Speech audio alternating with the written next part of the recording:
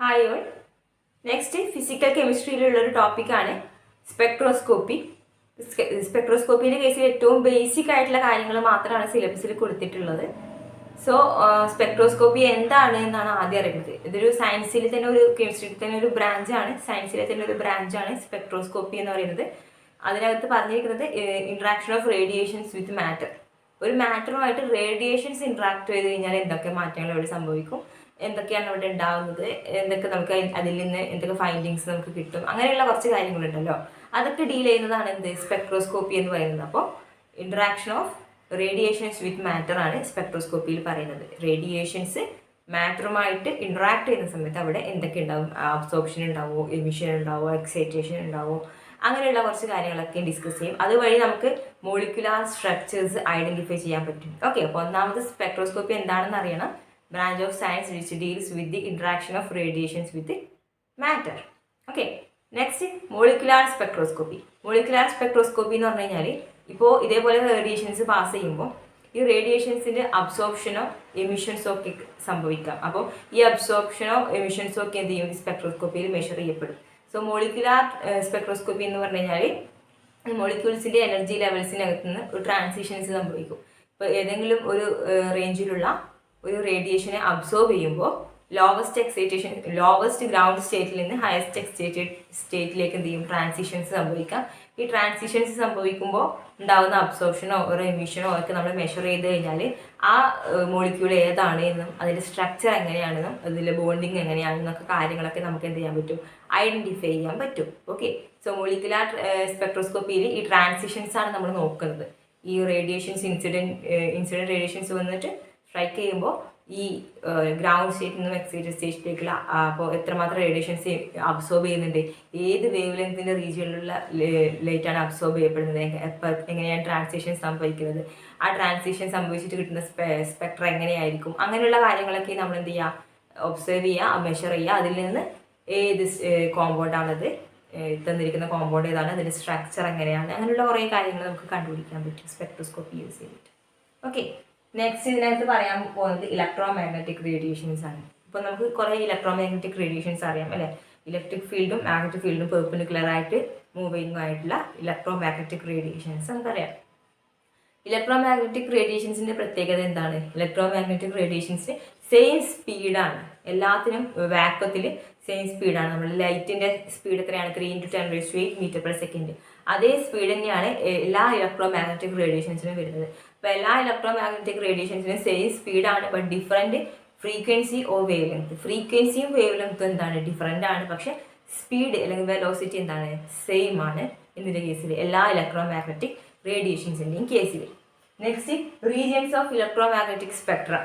Electro magnetic spectrum എന്ന് പറഞ്ഞു കഴിഞ്ഞാൽ എന്താണ്, നമ്മുടെ ഇലക്ട്രോ മാഗ്നറ്റിക് റേഡിയേഷൻസ് തന്നെ ഒരുപാട് ഫ്രീക്വൻസി റീജിയൻസ് അതിനകത്തുണ്ട്, പല ഫ്രീക്വൻസി റീജിയൻസും അതിനകത്തുണ്ട്. അതിനാണ് ഇലക്ട്രോ മാഗ്നറ്റിക് സ്പെക്ട്രം എന്ന് പറയുന്നത്. അപ്പോൾ ഇലക്ട്രോ മാഗ്നറ്റിക് റേഡിയേഷൻസിനകത്ത് തന്നെ പല ഫ്രീക്വൻസി റീജിയൻസ് ഉണ്ട്. ഇതിനാണ് ഇലക്ട്രോ മാഗ്നറ്റിക് സ്പെക്ട്രം എന്ന് പറയുന്നത്. ഇലക്ട്രോ മാഗ്നറ്റിക് സ്പെക്ട്രത്തിനകത്ത് നമ്മൾ പല റീജിയൻസ് പറയും, ഓരോ ഫ്രീക്വൻസി റീജിയൻസ് ആയിട്ടായിരിക്കും നമ്മൾ പറയാം. അതായത് ഒന്നുകിൽ ഫ്രീക്വൻസി ഇൻക്രീസിങ് ഓർഡറിൽ അല്ലെങ്കിൽ വേവ് ലെങ്ത് ഡിക്രീസിങ് ഓർഡറിൽ നമുക്ക് എന്ത് ചെയ്യാൻ പറ്റും, ഇലക്ട്രോ മാഗ്നറ്റിക് സ്പെക്ട്രം പറയാൻ പറ്റും. For example, electromagnetic spectrum എന്ന് പറയുമ്പോൾ ഫസ്റ്റ് കോസ്മിക് റേ വരും, cosmic ray. Next gamma ray, പിന്നെ x-ray, next UV, visible, IR, microwave,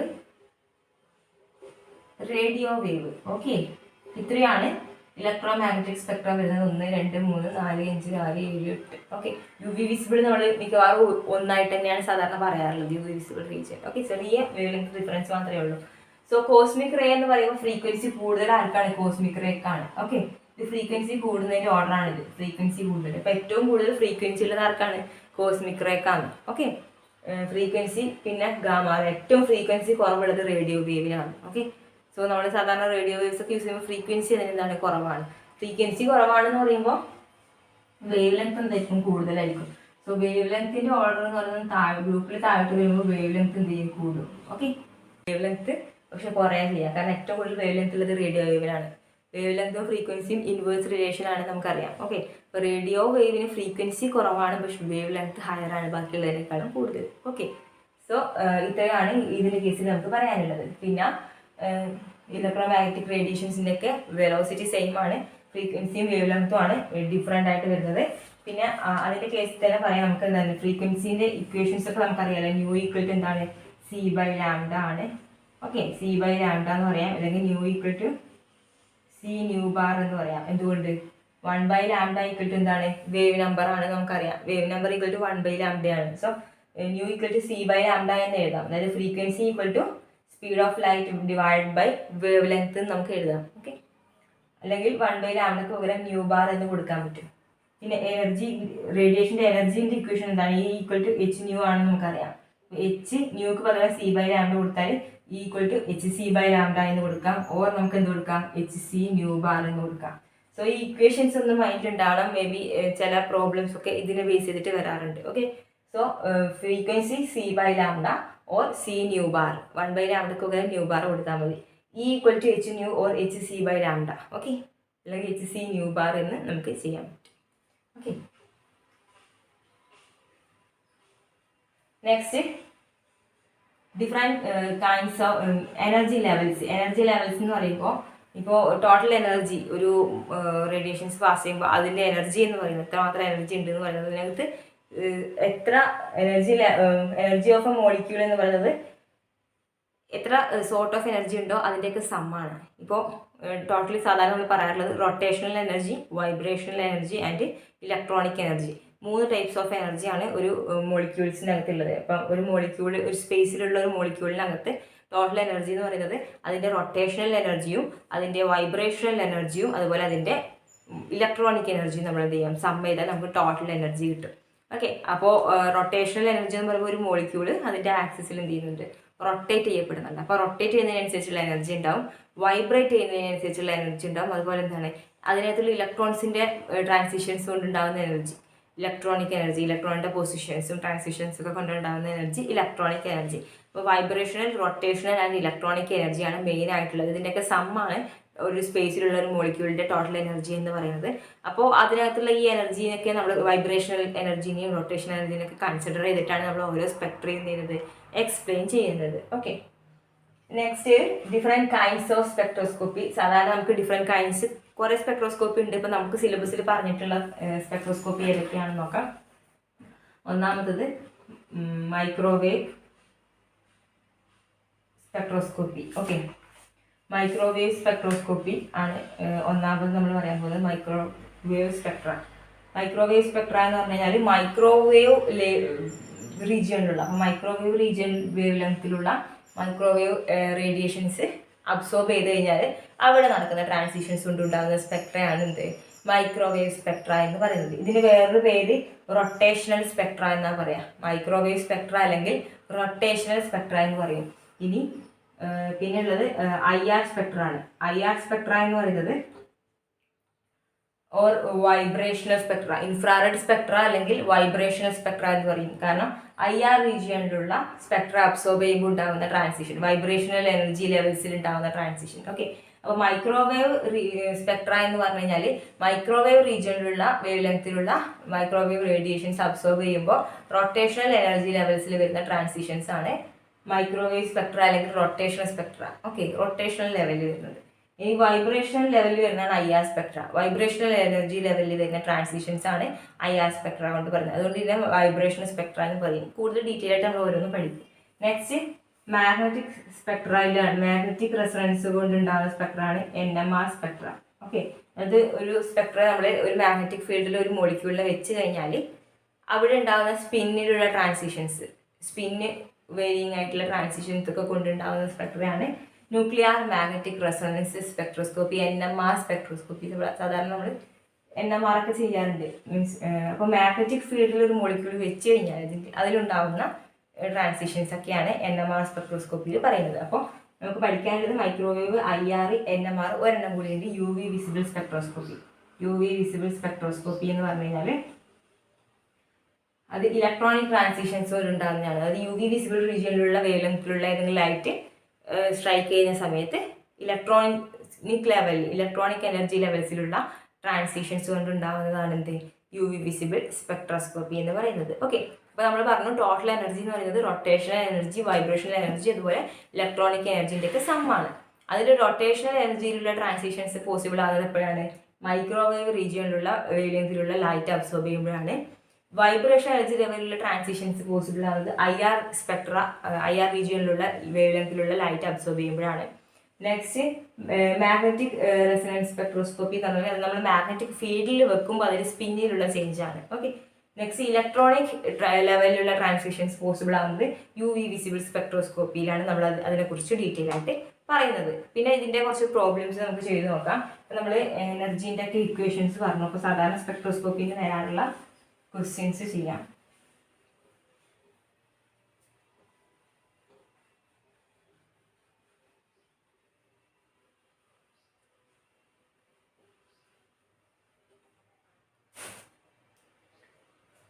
അപ്പോൾ ഇതിനകത്ത് ഒന്നാമത്തെ ഒരു ക്വസ്റ്റ്യൻ ഉണ്ട്. അതായത് calculate the following for the radiation of wave length lambda equal to 200 nanometre ആണ്. ക്വസ്റ്റ്യൻ ഞാൻ വായിക്കുകയും ചെയ്യുന്നുള്ളൂ. പിന്നെ wave number, frequency, nu bar കാണണം, ന്യൂ കാണണം, energy per photon, energy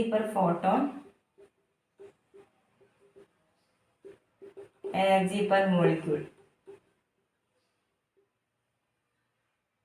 okay, ഇത്രയും കാണണം. അപ്പോൾ ന്യൂ ബാർ എങ്ങനെയാണ് കാണുന്നത്? Nu bar equal to 1/λ. So 1/200 ചെയ്ത് കഴിഞ്ഞാൽ നമുക്ക് എന്ത് ചെയ്യും? ന്യൂ ബാർ കിട്ടും. 1/200. ഇതിപ്പോൾ നാനോമീറ്ററിലാണ് ഉള്ളത്. ഇത് എന്ത് ചെയ്യാം? നമ്മൾ മീറ്ററിലേക്ക് മാറ്റിയാൽ മതി. അപ്പോൾ 1/200 എന്ന് പറയുമ്പോൾ എത്ര നമുക്ക് കിട്ടും? ഇതിന് മീറ്ററിലേക്ക് എങ്ങനെ മാറ്റുക? 1/200 നാനോമീറ്ററിനെ മീറ്ററിലേക്ക് മാറ്റാൻ 10⁻⁹ കൊണ്ട് മൾട്ടിപ്ലൈ ചെയ്യുക. ഓക്കെ, അപ്പോൾ 1/2 ഇൻറ്റു 10⁻⁻⁹ 10⁻⁷ കിട്ടും. ഓക്കെ, അതായത് 0.5 ഇൻറ്റു 10⁻⁷ കിട്ടും.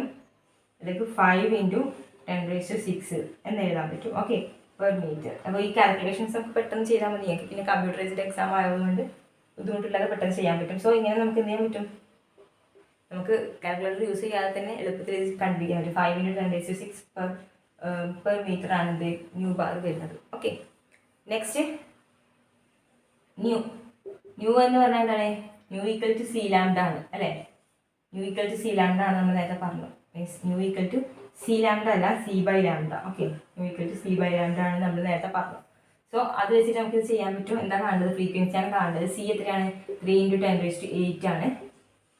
3 മീറ്റർ പെർ സെക്കൻഡ് ആണ്. ലാംഡ എത്ര വരുന്നത്? 200 ഇൻറ്റു 10⁻⁹ മീറ്റർ ആണ് വരുന്നത്. 200 നാനോമീറ്റർ നമ്മൾ മീറ്ററിലേക്ക് മാറ്റിയാണ് ചെയ്തത്. ഓക്കെ, നെക്സ്റ്റ് ഇത് ചെയ്ത് നോക്കിയാൽ മതി. 10⁻⁹ 10⁻⁷ മുകളിലേക്ക് വരുമ്പോൾ 10⁻⁷ ആവും. സോ 10⁻⁷ 10⁻⁵ ആവും. 3/2 എന്ന് പറയുന്നത് 1.5 ആണ്. 1.5 മീറ്റർ ക്യാൻസൽ ചെയ്ത് പെർ സെക്കൻഡ് ആയി മാറും. സോ 1.5 ഇൻറ്റു 10⁻⁵ പെർ സെക്കൻഡ് എന്ന് നമുക്ക് പറയാൻ പറ്റും. അല്ലെങ്കിൽ ഇത്രയും ഹെഡ്സ് എന്ന് പറയാം. പെർ സെക്കൻഡ് എന്ന് പറഞ്ഞാൽ ഹെഡ്സ് ആണ്. ഓക്കെ, സോ ന്യൂ ബാർ കാണാം, ഫ്രീക്വൻസി കാണാം. പിന്നെ നെക്സ്റ്റ് അതിനകത്ത് പറഞ്ഞിരിക്കുന്നത് എനർജി പെർ ഫോട്ടോൺ ആണ്. പിന്നെ energy per molecule. Energy per photon equal to എന്താണ്? hν ആണ്. hν എത്രയാണ്? 6. h എത്രയാണ്? പ്ലാങ്ക്സ് കോൺസ്റ്റന്റ് 6.626 ഇൻറ്റു 10⁻⁻34 ആണ്. ന്യൂ എത്രയാണ് നമുക്ക് കിട്ടിയിരിക്കുന്നത്? 1.5 ഇൻറ്റു 10⁻⁵ അല്ലേ? ഓക്കെ, സോ ഇത് കാൽക്കുലേറ്റ് ചെയ്യാൻ നിങ്ങൾ കാൽക്കുലേറ്റ് ചെയ്താൽ അപ്രോക്സിമേറ്റ്ലി 9.3936 ഇൻറ്റു 10⁻⁻19 ജൂൾ കിട്ടും. ഇത് ഓൾമോസ്റ്റ് കാൽക്കുലേറ്റ് ചെയ്താൽ മതി. ഇതാണ് എനർജി പെർ ഫോട്ടോൺ. സാധാരണ E ഈക്വൽ ടു hν പറയുന്നത്. ഇനി എനർജി പെർ മോളിക്യൂൾ എന്ന് പറഞ്ഞു കഴിഞ്ഞാൽ അവഗാഡ്രോ നമ്പർ ഇൻറ്റു hν ചെയ്താൽ മതി. സോ അവഗാഡ്രോ നമ്പർ ഇൻറ്റു നമുക്ക് ഈ കിട്ടിയിരിക്കുന്ന hν വാല്യൂ ചെയ്ത് കഴിഞ്ഞാൽ, അതായത് 6.022 ഇൻറ്റു 10⁻23 ഇൻറ്റു 9.936 ഇൻറ്റു 10⁻⁻19 ഈ hνൻ്റെ വാല്യൂ ചെയ്ത് കഴിഞ്ഞാൽ നമുക്ക് എനർജി പെർ മോളിക്യൂൾ കിട്ടും. അപ്പോൾ പെർ മോളിക്യൂളാണ് കാണാൻ പറഞ്ഞതെങ്കിൽ അവഗാഡ്രോ നമ്പറോട് നമ്മൾ എന്ത് ചെയ്താൽ മതി? മൾട്ടിപ്ലൈ ചെയ്താൽ മതി. ഓക്കെ, അപ്പോൾ ഇത്രയുമാണ് ഈ ഒരു പ്രോബ്ലത്തിൽ പറയുന്നത്. അപ്പോൾ ഒരു വേവ് ലെങ്ത് മാത്രം തന്നു കഴിഞ്ഞാൽ ഫ്രീക്വൻസി, വേവ് നമ്പർ, എനർജി ഒക്കെ നമുക്ക് എന്ത് ചെയ്യാൻ പറ്റും?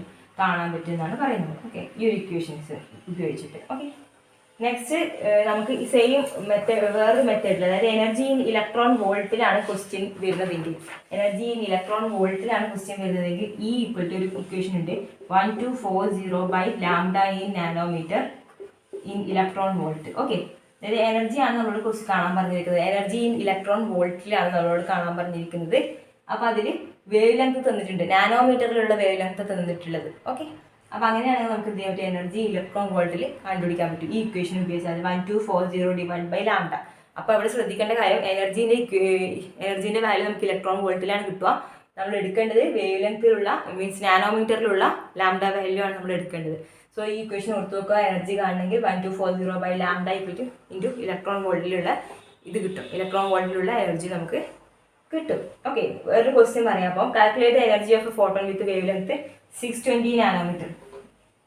620 നാനോമീറ്റർ വേവ് ലെങ്ത്തിലുള്ള ഒരു ഫോട്ടോണിൻ്റെ എനർജി കാണാനാണ് പറഞ്ഞിരിക്കുന്നത്. അപ്പോൾ എനർജി ഇൻ ഇലക്ട്രോൺ വോൾട്ട് നമുക്ക് കണ്ടുപിടിച്ചാലോ, 1240 divided by 620 നാനോമീറ്ററിലുള്ള wave length.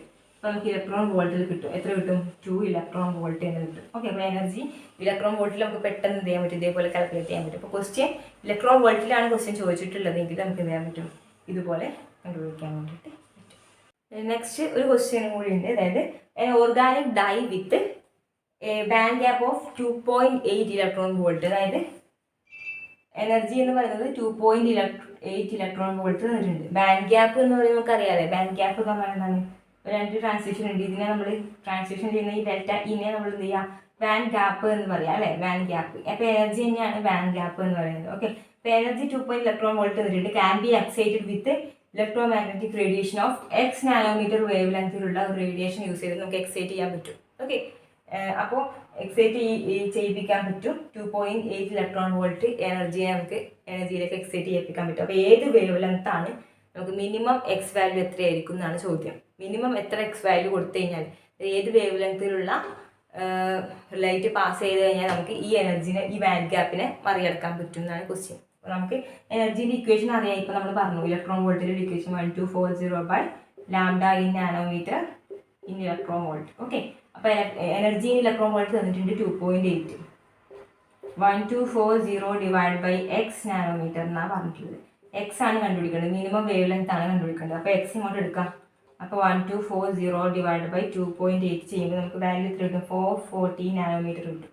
440 nanometre ആണ് മിനിമം വേവ് ലെങ്ത് എന്താണ് ഈ എനർജി ഗ്യാപ്പിന്. അതായത് ഇപ്പോൾ ഒരു ഹയസ്റ്റ് ഒക്കുപ്പൈഡ് ഉണ്ടാവും, ലോവസ്റ്റ് അൺഒക്കുപ്പൈഡ് ഉണ്ട്. അപ്പോൾ ഹയസ്റ്റ് ഒക്കുപ്പൈഡ് മോളിക്കുലർ ഓർബിറ്റിൽ നിന്ന് ലോവസ്റ്റ് അൺഒക്കുപ്പൈഡ് മോളിക്കുലർ ഓർബിറ്റിൽ, ഇവിടെ ഒക്കുപ്പൈഡ് ആണ്, ഇവിടെ ഒക്കുപ്പൈഡ് അല്ല. അപ്പോൾ ഇവിടുന്ന് ഇവിടത്തേക്കുള്ള ട്രാൻസിഷൻസ് സംഭവിക്കണമെങ്കിൽ എനർജി എത്ര വേണം, 2.8 ഇലക്ട്രോൺ വോൾട്ട് വേണം. ഈ എനർജി കിട്ടണമെങ്കിൽ ഏത് വേവ് ലെങ്ത്തിനെ അബ്സോർബ് ചെയ്യണം. ആ വേവ് ലെങ്ത് കാണണമെങ്കിൽ ഈ ഇക്വേഷനിൽ ഡയറക്റ്റ് സബ്സ്റ്റിറ്റ്യൂട്ട് ചെയ്ത് കൊടുത്താൽ മതി. അപ്പോൾ ക്വസ്റ്റ്യൻ കാണുമ്പോൾ ബുദ്ധിമുട്ടുണ്ടെങ്കിലും നമുക്ക് ആൻസർ ചെയ്യാൻ വേണ്ടി മീൻസ് നമ്മൾ ഓൾറെഡി പഠിച്ച അതേ ക്വസ്റ്റ്യൻ തന്നെയാണ് ചെയ്യേണ്ടത്. നെക്സ്റ്റ് സ്പെക്ട്രോസ്കോപ്പിയിൽ പറയുന്നത്, സ്പെക്ട്രോസ്കോപ്പിയിൽ ഒന്നാമത് നമുക്ക് പറയാനുള്ളത് മൈക്രോവേവ് സ്പെക്ട്ര അല്ലെങ്കിൽ റൊട്ടേഷണൽ സ്പെക്ട്രോസ്കോപ്പി എന്ന് പറയും. ഓക്കെ, മൈക്രോവേവ് സ്പെക്ട്ര അല്ലെങ്കിൽ rotational spectroscopy.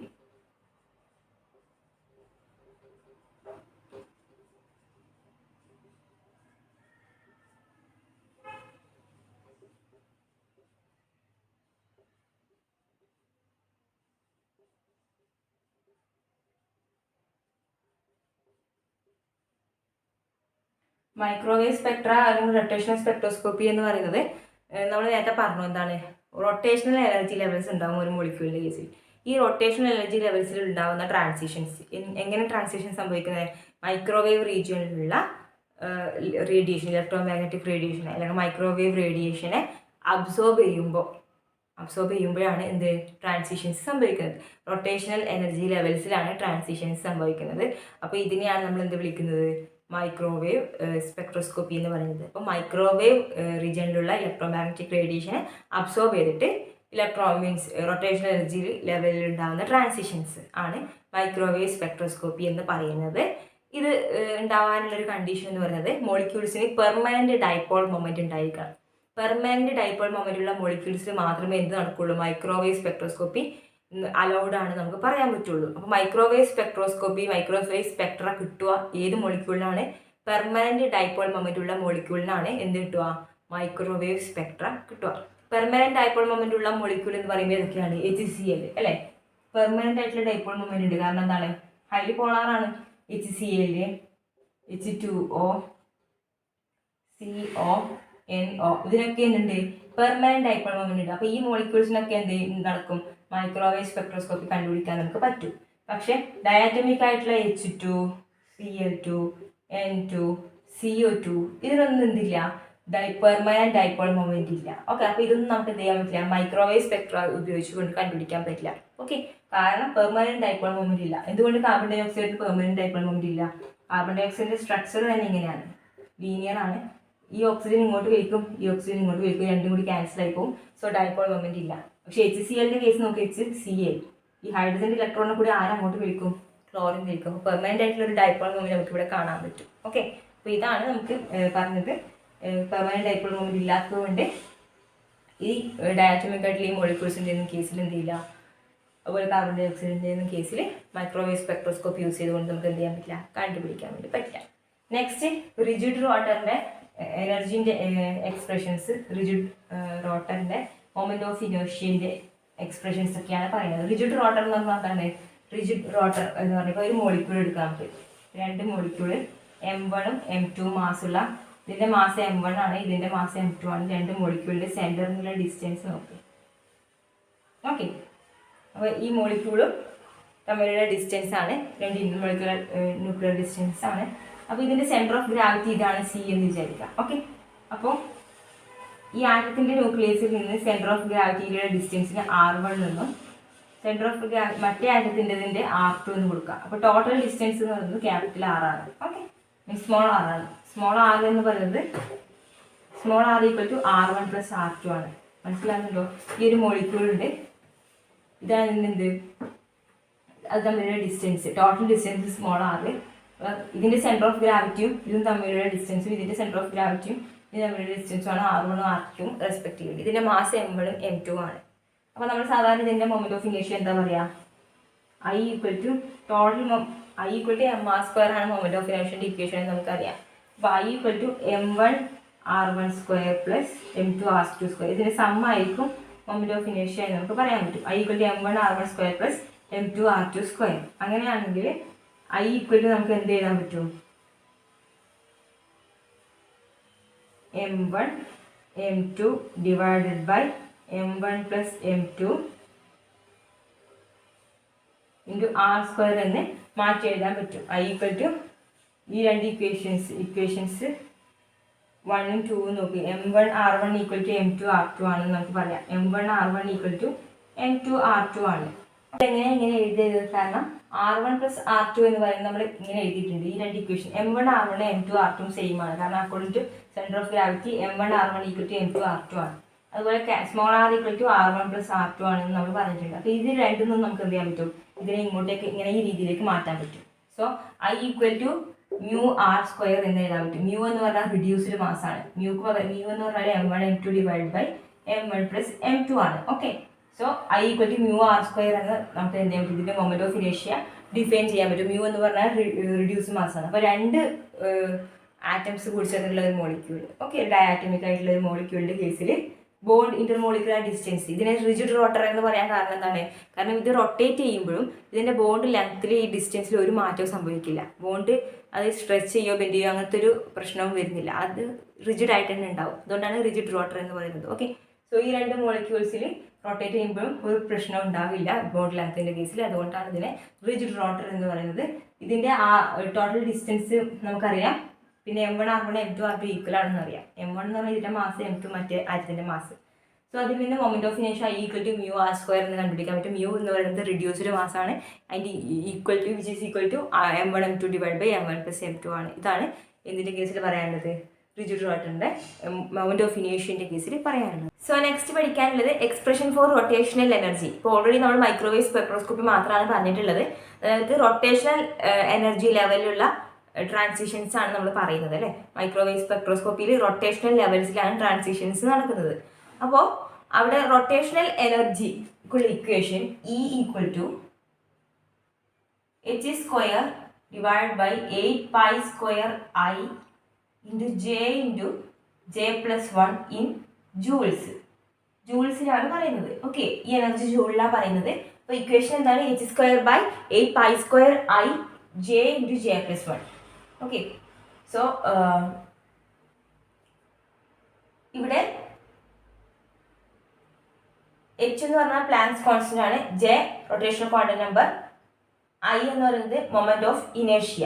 Okay, so next ജെന്റെ വാല്യൂ എന്തും ആവാം, 0, 1, 2, 3 എന്തും ആവാം. ഓക്കെ, ജെ എന്ന് പറയുന്നത് റൊട്ടേഷണൽ ക്വാണ്ടം നമ്പർ ആണ് നമ്മൾ ഡിനോട്ട് ചെയ്യുന്നത്. ഓക്കെ, 0, 1, 2, 3 എന്തും ആവാം. I moment of ഇനേഷ്യ.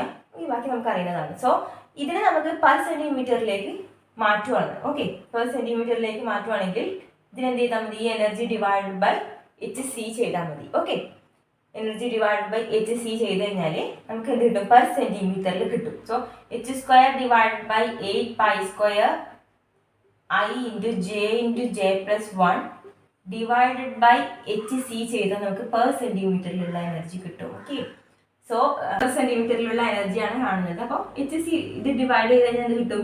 H divide by 8π²IC എന്ന് കിട്ടും അല്ലേ? HH ക്യാൻസൽ ചെയ്ത് പോകും. Next J×J+1 per centimetre. So ഇത് നമുക്ക് മാറ്റി എഴുതാം. BJ×J+1 ആണ് എനർജി ഇൻ പെർ സെന്റിമീറ്ററിൽ. ഓക്കെ, എനർജി എന്ന് പറയുന്നത് മൈക്രോവേവ് സ്പെക്ട്രോസ്കോപ്പിയിൽ ഇതാണ്. അതിൽ ബി എന്ന് പറഞ്ഞാൽ എന്തായിരിക്കും? ഇപ്പോൾ h/8π²IC അതാണ് എന്ത്? ബി എന്ന് പറയുന്നത്. ഓക്കെ, റൊട്ടേഷണൽ കോൺസ്റ്റന്റ് ആണ് ബി എന്ന് പറയുന്നത്. ഓക്കെ, നമ്മളത് ഈ വലിയ വാല്യൂവിന് പകരം നമ്മളതൊരു ഇതൊക്കെയും കോൺസ്റ്റന്റ് ആണ്. സോ അതിന് നമ്മൾ ബി എന്നാണ് കൊടുക്കുന്നത്, റൊട്ടേഷണൽ കോൺസ്റ്റന്റ് ബി. ഇനി ഇതിന്റെ റൊട്ടേഷണൽ എനർജി ലെവൽസ് വരക്കുവാണെങ്കിൽ, ഓക്കെ, ഇതിന്റെ റൊട്ടേഷണൽ എനർജി ലെവൽസ് വരക്കുവാണെങ്കിൽ എങ്ങനെ ഉണ്ടാവും? J = 0, 1, 2, 3 ആണ് വാല്യൂ കിട്ടുക എന്ന് നമ്മൾ പറഞ്ഞു. അപ്പോൾ ഇത് വായിക്കുവാണ് BJ×J+1 മാത്രം ഇനി നമുക്ക് നോക്കാം. ഓക്കെ, BJ×J+1 ജെക്ക് വാല്യൂ മാറ്റി കൊടുത്തുകൊണ്ടിരിക്കുമ്പോൾ എനർജി എന്തായി മാറുന്നതാണ് നോക്കേണ്ടത്. ഇപ്പം E = BJ×J+1. okay, in per centimeter. So if J = 0 ആണെങ്കിൽ എനർജി എന്തായി മാറും? 0 അല്ലേ? 0B. ഓക്കെ, 0B എന്ന് പറയാം. ഇഫ് J = 1 ആണെങ്കിൽ E = എന്തായിരിക്കും? 2B ആയിരിക്കും. J = 2 ആണെങ്കിൽ എനർജി എന്ന് പറയുന്നത് എന്തായിരിക്കും? 2 × 2 + 1, അതായത് 2 × 3 6B ആയിട്ട് വരും. നെക്സ്റ്റ് J = 3 ആണെങ്കിൽ എനർജി എന്തായിരിക്കും? അതായത് ആ ലെവൽ തേർഡ് എനർജി ലെവലിൻ്റെ എനർജി എന്തായിരിക്കും എന്നാണ് ചോദ്യം. സോ 3 കൊടുക്കുകയാണെങ്കിൽ 3 × 3 + 1, 3 × 3 + 1 4, 4 × 3 12, 12B. നെക്സ്റ്റ് J = 4 ആണെങ്കിൽ എനർജി = 4 × 5 20B. ഓക്കെ, ഇത്രയും മതി. ഓക്കെ, സോ ഇങ്ങനെയാണെങ്കിൽ നമുക്ക് എനർജി ലെവൽ വരക്കുവാണെങ്കിൽ ഇപ്പം എനർജി ലെവൽ 0 ആണെങ്കിൽ അതിൻ്റെ എനർജി എന്താ വരിക? 0B അല്ലേ? ഇത് 0 ആണ്. J = 0 ആണെങ്കിൽ അതിൻ്റെ എനർജി എത്ര വരിക? 0B. നെക്സ്റ്റ് എനർജി ലെവൽ എന്ന് പറയുന്നത് J = 1 ആണെങ്കിൽ അതിൻ്റെ എനർജി ലെവൽ എന്തായിരിക്കും? J = 1 ആണെങ്കിൽ എനർജി 2B ആണ്. നെക്സ്റ്റ് J = 2 എനർജി 6B ആണ് അല്ലേ? കുറച്ചും കൂടി കൂടും, എനർജി കുറച്ചും കൂടി കൂടും, 6B ആയിട്ട് മാറും. സോ J = 2 എന്ന് പറയുന്നത് 6B ആണ്. നെക്സ്റ്റ് J = 3 എന്ന് പറയുമ്പോൾ പിന്നെയും കൂടും. ഓക്കെ, സോ J = 3 എന്ന് പറയുന്നത് 12B ആണ്. അപ്പോൾ J = ഇതിനേക്കാളും മുകളിൽ വരക്കണം. ഓക്കെ, ഇത് കുറച്ച് താഴത്തോട്ട് വരക്കാം. ഇപ്പോൾ J = 4 എന്ന് പറയുന്നത് 20B.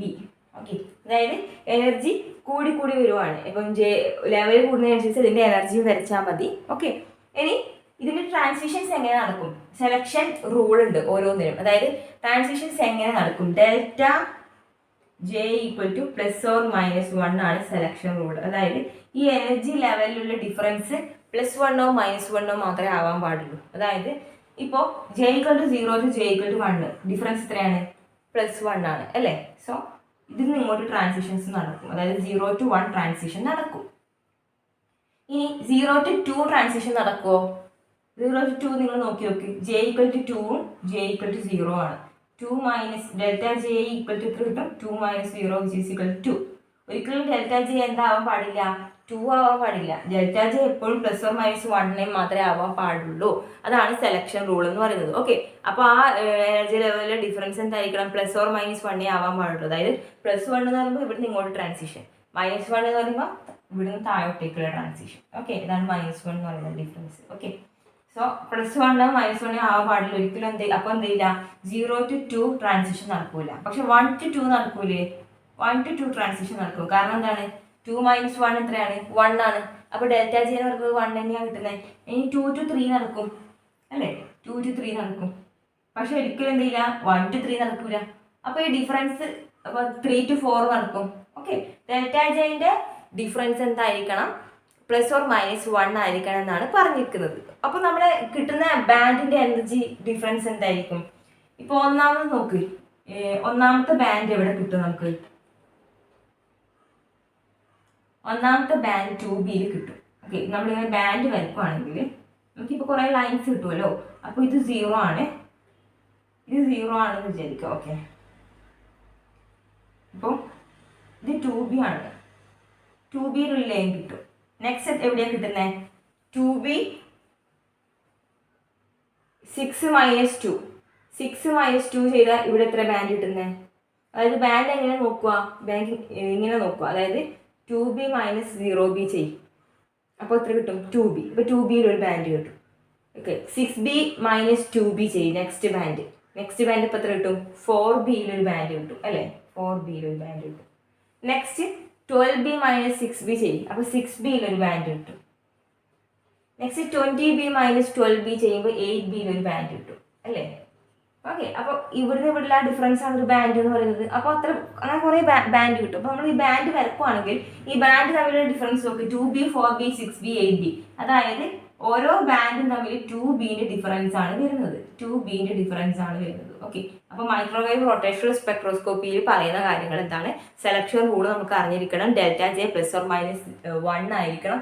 ഈ എനർജി ലെവലിൽ വെച്ച് നോക്കുമ്പോൾ നമുക്ക് ബാൻഡ് വരക്കുമ്പോൾ നമുക്ക് ഓരോ ഡിഫറൻസിൽ ഓരോ ബാൻഡ് കിട്ടും. നമുക്ക് ഈ ഓരോ ബാൻഡിൻ്റെയും കറസ്പോണ്ടിങ് ആയിട്ട് വരച്ചിട്ട് ആ ഡിസ്റ്റൻസ് നോക്കുക. രണ്ട് സ്പെക്ട്ര തമ്മിലുള്ള ഒരു ഡിഫറൻസ് എത്രയാണ്, 2 ലൈൻസ് തമ്മിലുള്ള ഡിഫറൻസ് 2B ആണ് വരിക. ഓക്കെ, അത് ഇമ്പോർട്ടൻ്റ് ആണ്. 2 ലൈൻസ് തമ്മിലുള്ള ഡിഫറൻസ് 2B ആണ് വരിക മൈക്രോവേവ് സ്പെക്ട്രോസ്കോപ്പിയിൽ എന്നുള്ളത് ഇമ്പോർട്ടൻ്റ് ആണ്. Okay, so next IR spectroscopy അല്ലെങ്കിൽ ഇൻഫ്രാറെഡ് സ്പെക്ട്രോസ്കോപ്പി എന്ന് പറയാം, അല്ലെങ്കിൽ വൈബ്രേഷണൽ സ്പെക്ട്രോസ്കോപ്പി എന്ന് പറയാറുണ്ട്. ഓക്കെ, സോ വൈബ്രേഷണൽ സ്പെക്ട്രോസ്കോപ്പിയിൽ ഇതൊരു അബ്സോർപ്ഷൻ സ്പെക്ട്രോസ്കോപ്പി ആണെന്ന് പറയാറുണ്ട്. എന്തുകൊണ്ടാണ്, കാരണം ഈ IR വേവ് ലെങ്ത്തിലുള്ള ലൈറ്റ്സ്, IR റീജിയണിലുള്ള റേഡിയേഷൻസിനെ എന്ത് ചെയ്യും, അബ്സോർബ് ചെയ്യുകയാണ് ചെയ്യുന്നത്. സാമ്പിൾ എന്ത് ചെയ്യും, ഈ IR റേഡിയേഷൻസിനെ അബ്സോർബ് ചെയ്യുകയാണ് ചെയ്യുന്നത്. സോ ഇതിനെ അബ്സോർപ്ഷൻ സ്പെക്ട്രോസ്കോപ്പി എന്നും കൂടി പറയാറുണ്ട്. ഓക്കെ, നെക്സ്റ്റ് അബ്സോർപ്ഷൻ സ്പെക്ട്രോസ്കോപ്പി എന്നും കൂടി പറയാറുണ്ടെന്ന് പറഞ്ഞു കഴിഞ്ഞാൽ കുറേ അബ്സോർപ്ഷൻ സ്പെക്ട്രോസ്കോപ്പി ഉണ്ട് അല്ലേ. മീൻസ് മിക്കവാറും റേഡിയേഷൻസിലൊക്കെ അബ്സോർബ് ചെയ്തിട്ട് എക്സൈറ്റ് ചെയ്തിട്ട് സ്പെക്ട്ര തരുന്നതിനൊക്കെയും നമ്മൾ അബ്സോർപ്ഷൻ സ്പെക്ട്രോസ്കോപ്പി എന്നാണ് പറയുക. അപ്പോൾ അതിൽപ്പെട്ട ഒരു അബ്സോർപ്ഷൻ സ്പെക്ട്രോസ്കോപ്പിയിൽ പെട്ട ഒരു ഏരിയ ആണ് എന്ത്, IR സ്പെക്ട്രോസ്കോപ്പി എന്ന് പറയുന്നത്. ഓക്കെ, അതായത് IR റേഡിയേഷൻസിനെ അബ്സോർബ് ചെയ്തിട്ടാണ് നമുക്ക് എക്സൈറ്റ് ചെയ്തിട്ട് എനർജി ഗെയിൻ ചെയ്തിട്ടൊക്കെയാണ് നമുക്ക് എന്ത് തരുന്നത്, സ്പെക്ട്ര തരുന്നത്.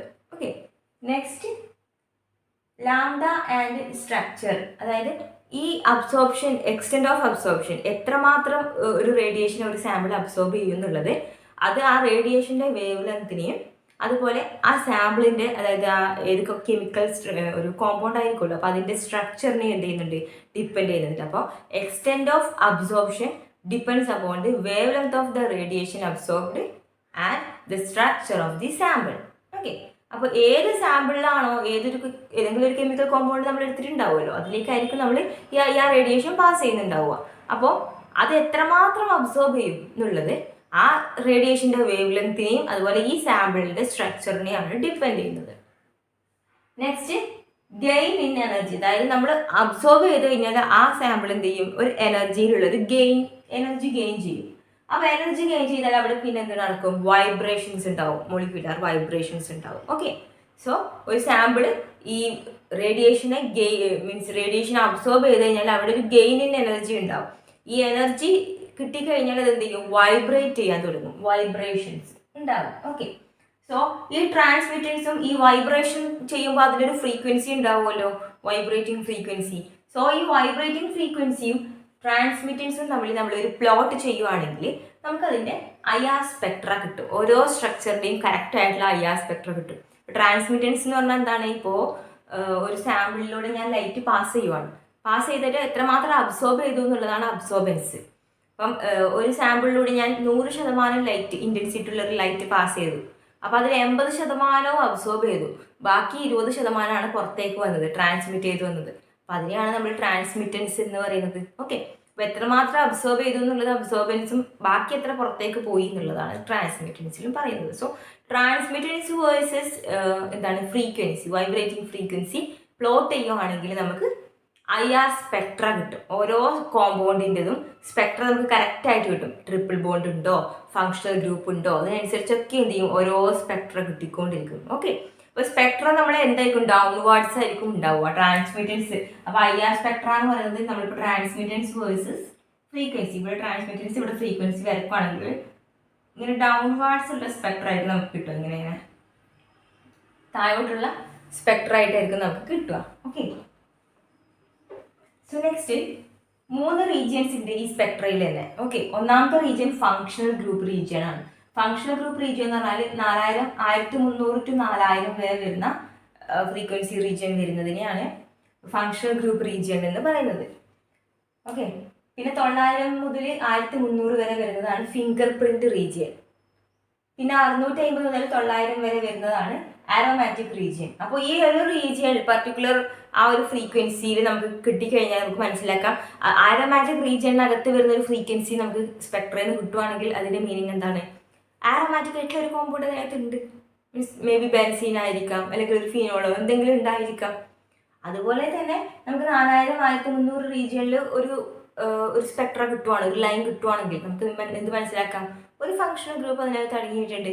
3 റീജിയൻ ഉണ്ട്, functional group region, finger print region and aromatic region. നമുക്ക് കുറച്ചുകൂടി കഴിഞ്ഞിട്ട് ആ ഓരോന്നും നമുക്ക് ഇപ്പോൾ ഓരോ ഫങ്ഷണൽ ഗ്രൂപ്പിൻ്റെയും ഫ്രീക്വൻസി റീജിയൻ എത്രയാണ്, ഫ്രീക്വൻസി എത്രയാണ് വരിക എന്നുള്ളത് നമുക്ക് പറയാം.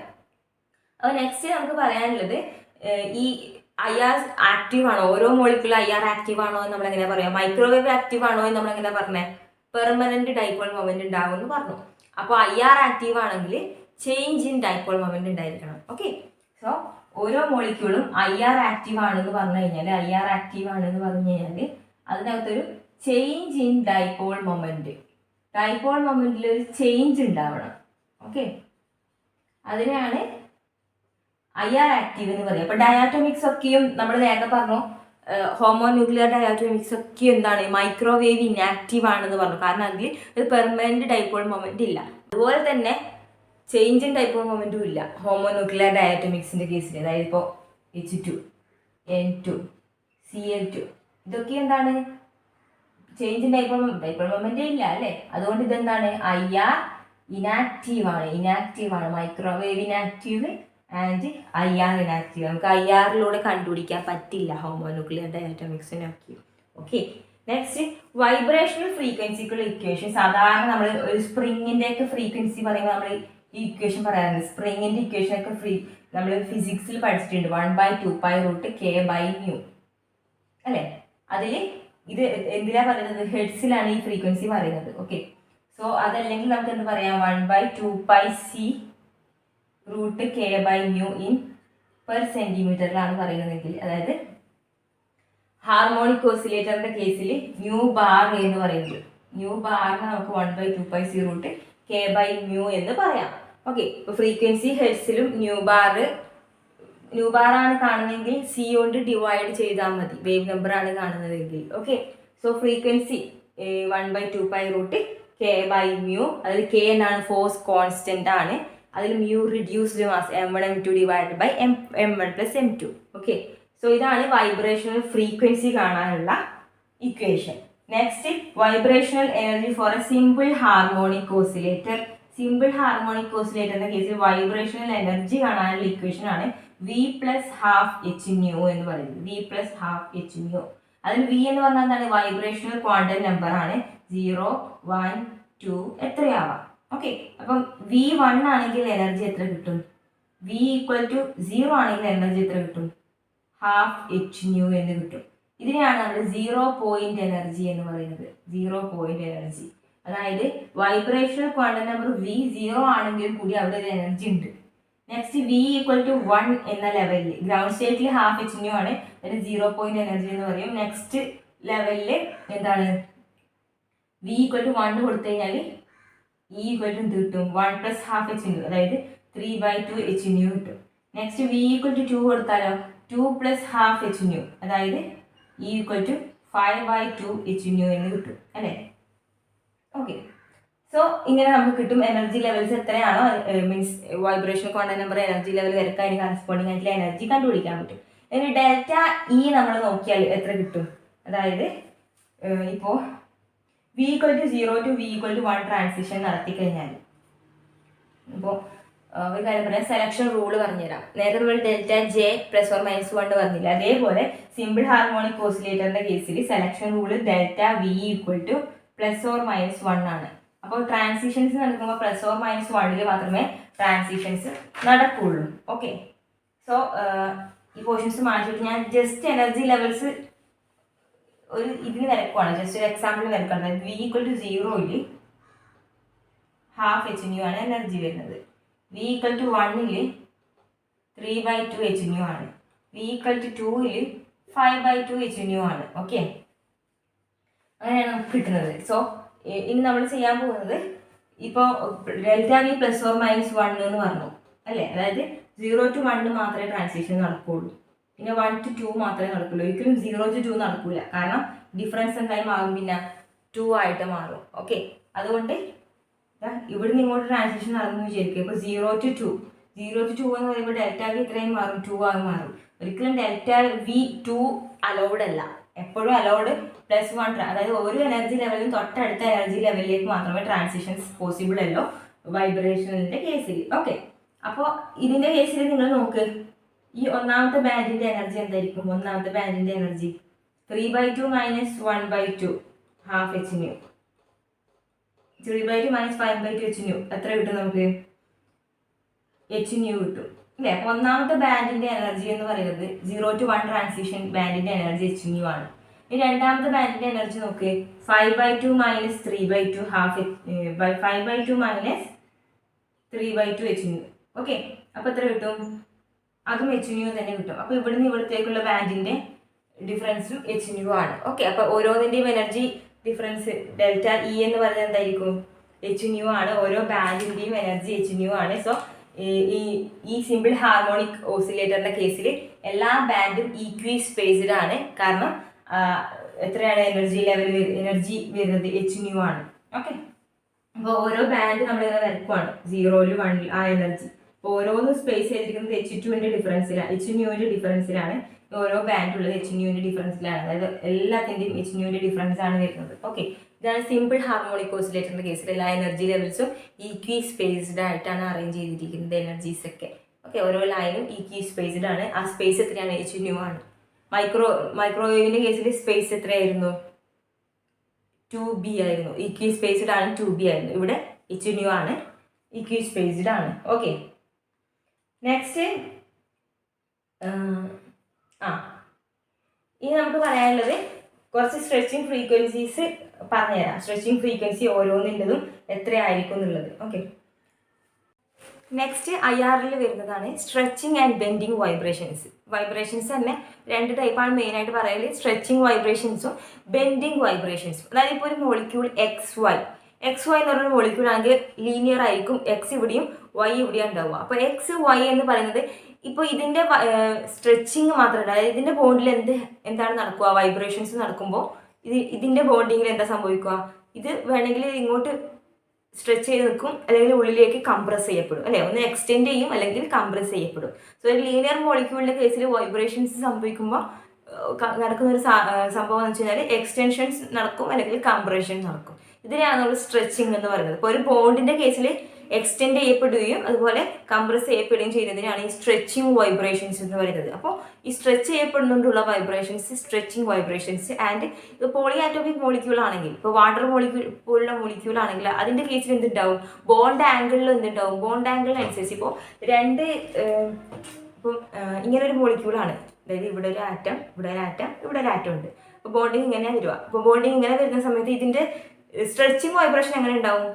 ഈ ആറ്റവും ഇവിടെയുള്ള ആറ്റവും തമ്മിൽ ഇങ്ങനെ ഒരു സ്ട്രെച്ചിങ് ഉണ്ടാവും. അതുപോലെ ഇവിടെയുള്ള ആറ്റവും ഈ ബോണ്ടിലുള്ള ഈ ആറ്റവും തമ്മിലൊരു സ്ട്രെച്ചിങ് ഉണ്ടാവും. അപ്പോൾ സ്ട്രെച്ചിങ് വൈബ്രേഷൻസ് ഉണ്ടാവും. അത് മാത്രമല്ല ബോണ്ട് ആംഗിളിനനുസരിച്ച് ഒരു വൈബ്രേഷൻസ് ഉണ്ടാവും.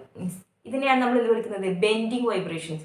ബോണ്ട് ആംഗിളിൽ ചെറിയ ചേഞ്ച് വന്നിട്ടുള്ള വൈബ്രേഷൻസിനെയാണ് ബെൻഡിങ് വൈബ്രേഷൻസ് എന്ന് പറയുന്നത്. ഓക്കെ, അപ്പോൾ സ്ട്രെച്ചിങ്ങും ഉണ്ടാവും, ബോണ്ട് ആംഗിളിൽ ചേഞ്ച് വരുന്ന ബെൻഡിങ് വൈബ്രേഷൻസും ഉണ്ടാവും IR സ്പെക്ട്രമിൽ. അപ്പോൾ IR സ്പെക്ട്രമിൻ്റെ കേസിൽ ഒരു കോമ്പൗണ്ട് വന്നു കഴിഞ്ഞാൽ അതിൻ്റെ സ്ട്രെച്ചിങ് വൈബ്രേഷൻസും അതുപോലെ ബെൻഡിങ് വൈബ്രേഷൻസും കൗണ്ട് ചെയ്യപ്പെടും. ഓക്കെ, രണ്ടും കൗണ്ട് ചെയ്യപ്പെടും.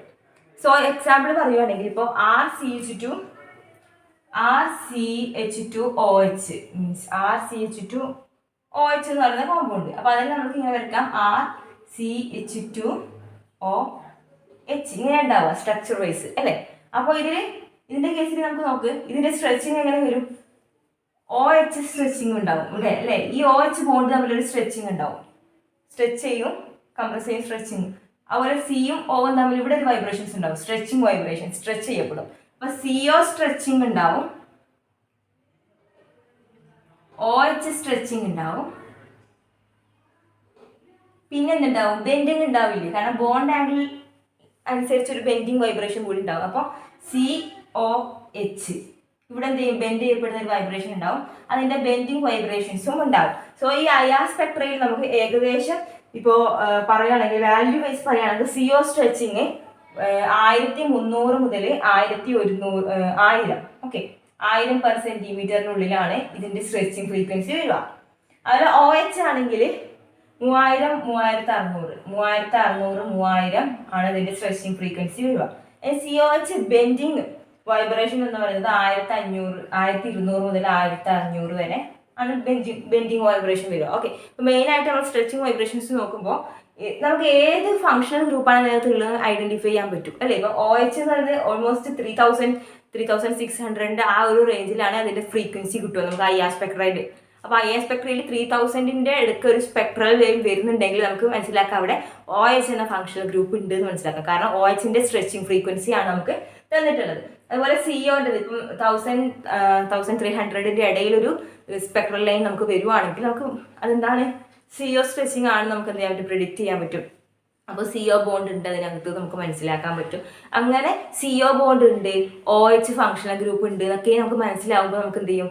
ഓൾമോസ്റ്റ് നമുക്ക് ഈ സ്ട്രക്ചർ വരക്കാൻ പറ്റും. അപ്പോൾ നമുക്ക് അൺനോൺ ആയിട്ടുള്ള ഒരു കോമ്പൗണ്ട് തന്നാൽ അതിന്റെ IR സ്പെക്ട്ര യൂസ് ചെയ്ത് നമ്മൾ അതിന്റെ കംപ്ലീറ്റ് സ്ട്രക്ചർ എങ്ങനെ വരും എന്നുള്ളത് നമുക്ക് ഐഡന്റിഫൈ ചെയ്യാൻ പറ്റും. അപ്പോൾ നമുക്ക് സ്ട്രെച്ചിങ് ഫ്രീക്വൻസി ഓൾമോസ്റ്റ് ചില ആ ഫങ്ഷണൽ ഗ്രൂപ്പ്സിന്റെയും ബോണ്ടിങ്ങിന്റെ ഒക്കെ കാര്യത്തിൽ നമുക്ക് അറിഞ്ഞിരിക്കണം. അപ്പോൾ ചില സ്ട്രെച്ചിങ് ഫ്രീക്വൻസിന്റെ വാല്യൂസ് ഞാനിവിടെ കൊടുക്കാറ്. ഓക്കെ, അതായത് ഏത് ടൈപ്പ് ബോണ്ടാണോ അതിനനുസരിച്ച് അതിന്റെ സ്ട്രെച്ചിങ് ഫ്രീക്വൻസി എങ്ങനെ ആയിരിക്കും എന്നുള്ളതാണ് ഇതിവിടെ പറയുന്നത്. IR സ്പെക്ട്രയിൽ ഞാൻ ഇത്ര മാത്രമേ പറയാൻ ഉദ്ദേശിക്കുന്നുള്ളൂ. ഇപ്പോൾ നമ്മൾ ഹാർമോണിക് ഓസിലേറ്ററിന്റെ കേസിലാണ് IR സ്പെക്ട്ര എക്സ്പ്ലെയിൻ ചെയ്തത്.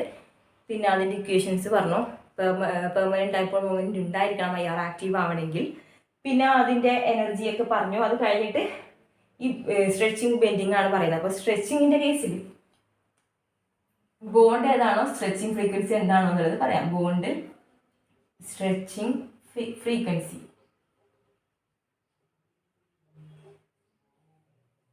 ബോണ്ട് CH ബോണ്ട് ആണെങ്കിൽ അതിന്റെ വാല്യൂ വരിക. അപ്പൊ CH ബോണ്ട് ഉണ്ടെങ്കിൽ ഈ ഒരു റേഞ്ചിൽ ഫ്രീക്വൻസി ഉണ്ടെങ്കിൽ നമുക്കത് CH ബോണ്ട് ആണ് എന്ന് പറയാൻ പറ്റും. ഇനി CC ബോണ്ട് ആണെങ്കിൽ CC ബോണ്ട് CCH ബോണ്ട് കേട്ടോ, അതായത് CCH ബോണ്ടിങ് ഉണ്ടെങ്കിൽ അതിന്റെ സ്ട്രെച്ചിങ് ഫ്രീക്വൻസി എന്ന് പറയുന്നത് next C double bond CH, C single bond CH, C double bond CH, C triple bond CH. Okay, അപ്പൊ ഇതിന്റെ 3100 മുതൽ 3100 വരെ. ഓക്കെ, ഇത് 3100, ഇത് 3100, 3300. അപ്പം ബോണ്ടിങ് മനസ്സിലാക്കാം. സിംഗിൾ ബോണ്ട് ആണെങ്കിൽ ഈ റീജിയനിൽ വരും, അതിനേക്കാൾ കുറച്ച് മുന്നേ ആണെങ്കിൽ ഡബിൾ ബോണ്ട്, പിന്നെ ആണെങ്കിൽ ട്രിപ്പിൾ ബോണ്ട് എന്നുള്ളത് നമുക്ക് മനസ്സിലാക്കാൻ പറ്റും. ഓക്കെ, പിന്നെ നെക്സ്റ്റ് വരുന്നത് C single bond C, H ഇല്ല, സി സിംഗിൾ ബോണ്ട് സി ആണെങ്കിൽ 1000 മുതൽ 1100 വരെ വരും. ഓക്കെ, ഫ്രീക്വൻസി ആണ് പറയുന്നത്. സി ഡബിൾ ബോണ്ട് സി ആണെങ്കിൽ 1600 മുതൽ 1650. സി ട്രിപ്പിൾ ബോണ്ട് സി ആണെങ്കിൽ 2000 മുതൽ 2100. ഇനി സി ഒ ആണെങ്കിൽ നേരത്തെ നമ്മൾ പറഞ്ഞു ഒരു സി ഒ സ്ട്രെച്ചിങ് ആണെങ്കിൽ നമ്മൾ നേരത്തെ പറഞ്ഞിട്ടുണ്ടായിരുന്ന വൈബ്രേഷൻ 1300, 1000, 1300. ഓക്കെ, ഓൾമോസ്റ്റ് ആ ഒരു റീജിയനിൽ തന്നെയാണ് വരിക. ഓക്കെ, നെക്സ്റ്റ് സി എൻ ആണെങ്കിലും സി ഡബിൾ ബോണ്ട് എൻ ആണെങ്കിൽ 1640, 1690 ആ ഒരു റീജിയൻ. സി ഡബിൾ ബോണ്ട് ഓ കീറ്റോ ഗ്രൂപ്പ് ആണെങ്കിൽ 1700, 800 ആണ് വരിക. ഓക്കെ, കറക്റ്റ് ഫങ്ഷണൽ ഗ്രൂപ്പ് നമുക്ക് ഐഡന്റിഫൈ ചെയ്യാൻ പറ്റും. ഇനി സി ഹാലജൻസ് ആണെങ്കിൽ ബിലോ 600 ആണ് വരിക. ഓക്കെ, പിന്നെ സി എച്ച് ബെൻഡിങ് ആണെങ്കിൽ 1400 ആ ഒരു റേഞ്ചിലാണ് വരിക. ഓക്കെ, സോ ഒ എച്ച് ആണെങ്കിൽ നമ്മൾ നേരത്തെ പറഞ്ഞിട്ടുണ്ട് 3600,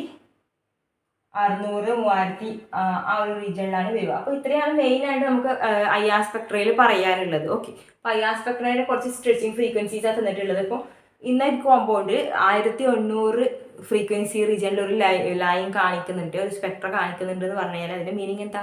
അതിൻ്റെ അകത്ത് 1800 റീജിയൻ എന്ന് പറയുമ്പോൾ കീറ്റോ ഗ്രൂപ്പ് അതിനകത്തുണ്ട്, കാരണം കീറ്റോ ഗ്രൂപ്പിൻ്റെ സ്ട്രെച്ചിങ് ആണ് അത്. ഓക്കെ, ഓൾമോസ്റ്റ് നമുക്ക് IR ഉപയോഗിച്ചിട്ട് സ്ട്രക്ചർ പ്രിഡിക്റ്റ് ചെയ്യാൻ വേണ്ടിയിട്ട് പറ്റുമെന്നാണ് പറയുന്നത്. അപ്പോൾ IRൻ്റെ കേസിൽ നമുക്ക് ഇത്രേ പറയാനുള്ളൂ. പിന്നെ ഇതിൻ്റെ പ്രോബ്ലംസും കാര്യങ്ങളൊക്കെ ഇപ്പോൾ മൈക്രോവേവ് പഠിച്ചു, IR പഠിച്ചു. അപ്പോൾ ഒന്നിച്ചിട്ട് ക്വസ്റ്റ്യൻ ഏത് മോഡലാണ് വരുമോ എന്നുള്ളത് ലാസ്റ്റ് നമുക്ക് ചെയ്യാം. അപ്പോൾ ക്ലാസ് തിയറി മാത്രം പറഞ്ഞു പോവാണ് സ്പെക്ട്രോസ്കോപ്പിൻ്റെ.